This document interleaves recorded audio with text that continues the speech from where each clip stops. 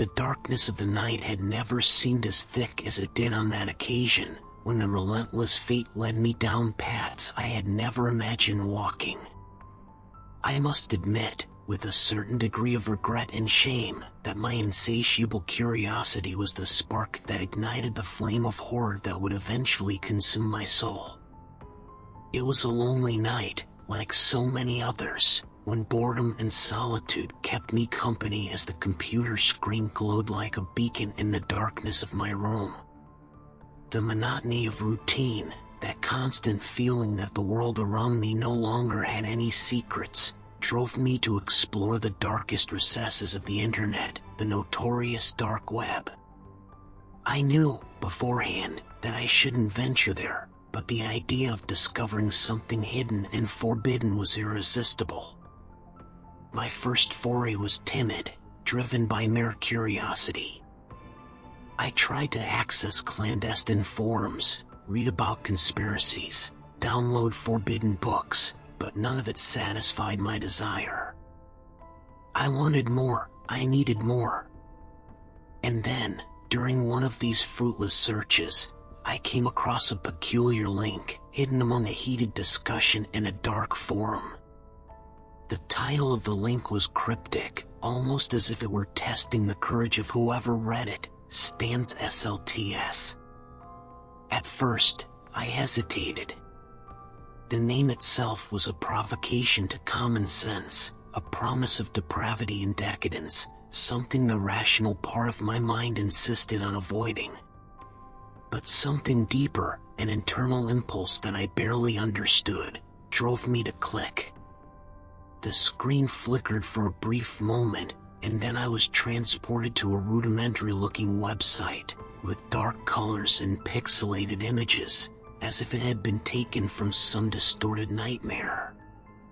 The background was a deep, almost bloody red, and the letters seemed to drip with a dark substance, as if the words themselves were poisoned. Ambient music, a low and distorted murmur, invaded my ears, making the environment even more oppressive. The site didn't have much visible content, just an entry page with a single inscription: "The pact has been sealed. The flesh will be served." Below, there was a button pulsing like a macabre heart, begging to be clicked. Again, hesitation took hold of me, but my hand, as if moved by an external force, clicked without me being able to stop it. Immediately, the screen went completely dark, and I felt a chill run down my spine. The silence was so absolute that I could hear the rapid beating of my own heart. In a matter of seconds, the screen lit up again, but now, the vision presented to me was something I will never forget, even if I live 1,000 lives. The page now displayed thumbnail videos, with titles ranging from simple descriptions to words in languages I couldn't decipher. Each title seemed more sinister than the last, and the images, blurry and shaky, revealed only fragments of disturbing scenes. I don't know what compelled me to click on the first video, perhaps morbid curiosity, or perhaps the feeling that I was already irreversibly trapped in a snare I had set. The video began without preamble, without an introduction or warning. The image was of low quality, grainy, and with occasional glitches, but what I saw terrified me more than anything I could imagine. A female figure, or what seemed to be a woman, was at the center of the scene, but her body was grotesquely distorted, as if something inhuman had fused with her flesh. Her face, covered by a ritualistic mask, left only the eyes visible, empty, lifeless eyes that stared at the camera with an unsettling intensity. As the video progressed, the woman began to move erratically, as if she were being manipulated by invisible strings. Her movements were fast and disjointed, almost like a puppet in a macabre dance. The sound accompanying the scene was a mix of whispers and muffled screams, creating a cacophony that made me nauseous. I tried to look away, closed my eyes, but the music, the screams, and the whispers continued to invade my mind, penetrating it as if they were a disease. When I finally gathered the strength to close the video, it was already too late. The image was etched in my mind, and I knew I wouldn't be able to erase it from my memory so easily. But the true torment began after I had closed the site. What I had witnessed seemed to have awakened something in my house, something beyond human comprehension.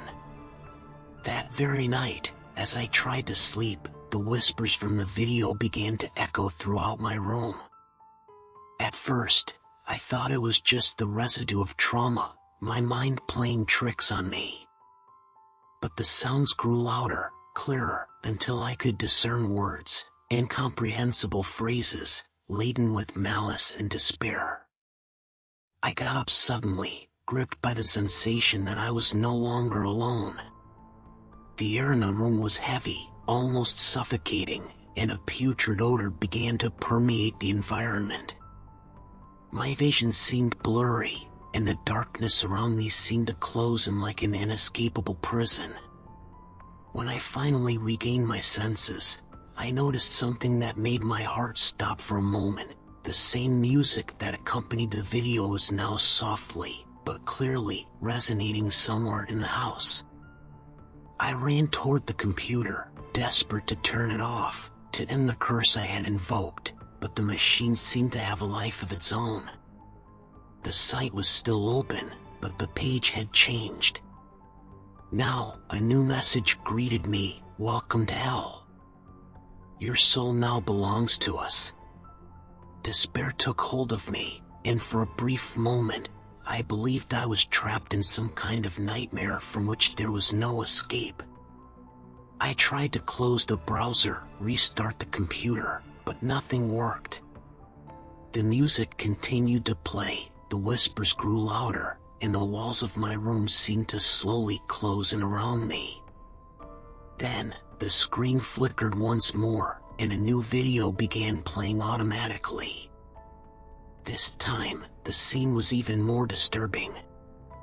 I immediately recognized the setting. It was my room.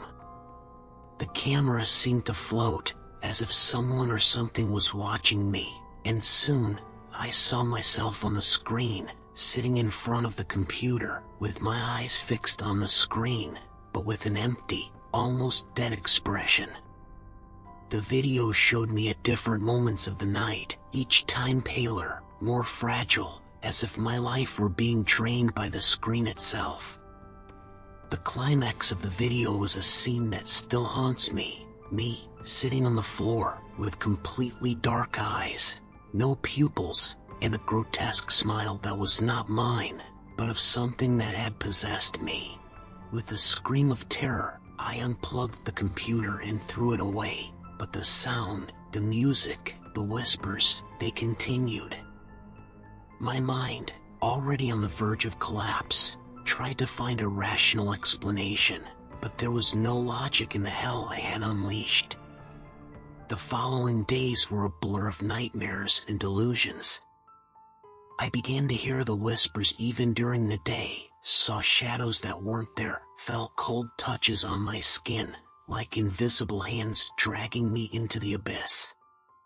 The site, that cursed site, seemed to be everywhere, in my dreams, on every screen I looked at, on the walls of my own room.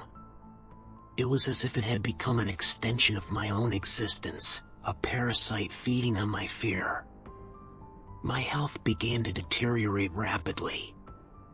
The face in the mirror was no longer mine, but a caricature of what it once was. Deep dark circles, yellowed skin, lifeless eyes, everything indicated that I was losing the essence of who I was. I knew that if I continued like this, I wouldn't last long. Desperate, I sought help.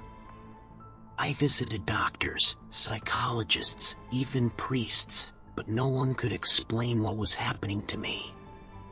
The tests said I was physically healthy, but I knew my soul was being devoured, piece by piece. It was then that I decided to confront the evil one last time. I gathered all the courage I had left and turned on the computer one last time. The site was still there, intact, as if it had been waiting for me. The pulsating button, the macabre warning, everything was there, frozen in time. I clicked again, and this time, the final video began to play. The image was dark, hard to discern, but as the video progressed, something began to emerge from the darkness.